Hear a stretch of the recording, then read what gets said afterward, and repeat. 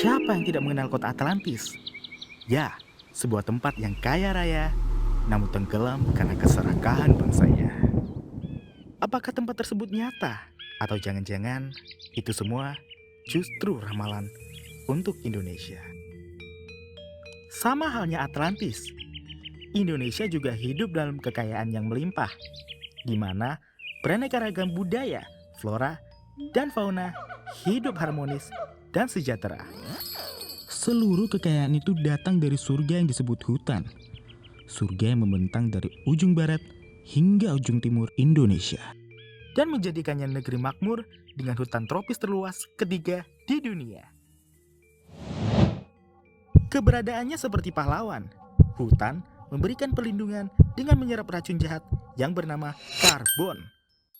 Kemampuan hutan inilah yang membuat kita bisa hidup dengan air dan udara yang bersih. Namun, dengan adanya kekayaan, disitulah muncul keserakahan. Bukannya melindungi hutan, manusia lebih memilih untuk melahapnya. Seluas 23 juta hektar hutan di Kalimantan, atau yang setara dengan 75 kali luas provinsi Yogyakarta, habis ditebang untuk lahan perkebunan sawit. Racun karbon yang selama ini diserap oleh hutan akhirnya berhasil kabur ke udara, di mana dampaknya dirasakan oleh seluruh umat manusia. Hal inilah yang menjadikan Indonesia sebagai 10 negara penyumbang emisi terbesar di dunia. Dan tanpa kalian sadari, semua itu yang mengundang musuh terbesar hutan, yaitu perubahan iklim. Kehadirannya menyebabkan banyak bencana yang merugikan seluruh makhluk hidup beserta isinya.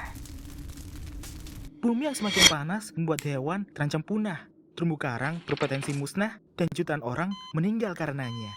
Bahkan di tahun 2008, bongkahan es seluas 1,5 kota Surabaya runtuh.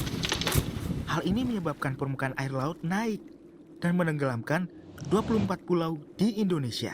Dan jika ini masih berlanjut, kita akan kehilangan 2.000 pulau kecil di tahun 2030, lalu disusul kota Jakarta di tahun 2050. Bila Indonesia tenggelam seperti kota Atlantis, maka dunia juga kehilangan hutan penyelamat bumi dari perubahan iklim.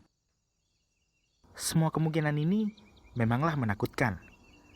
Tapi sebenarnya, kita masih punya harapan agar Indonesia tidak bernasib sama seperti Atlantis. Salah satunya adalah mulai dari diri kita sendiri. Seperti mengurangi aktivitas belanja online, membeli produk ramah lingkungan, dan tidak mengonsumsi daging secara berlebihan. Dunia bisa berubah dari langkah kecil yang kita ambil. Dengan menanamkan kebiasaan baik seperti ini, mungkin di masa depan kita tidak perlu nabung untuk beli oksigen. Dan tidak ada lagi negara yang akan jadi Atlantis selanjutnya. Dengan segala potensi hutan Indonesia yang ada, kita semua punya pilihan untuk menjadikannya sebagai karunia atau malapetaka bagi dunia. Kalau kamu, pilih yang mana? Anyways, selamat menentukan.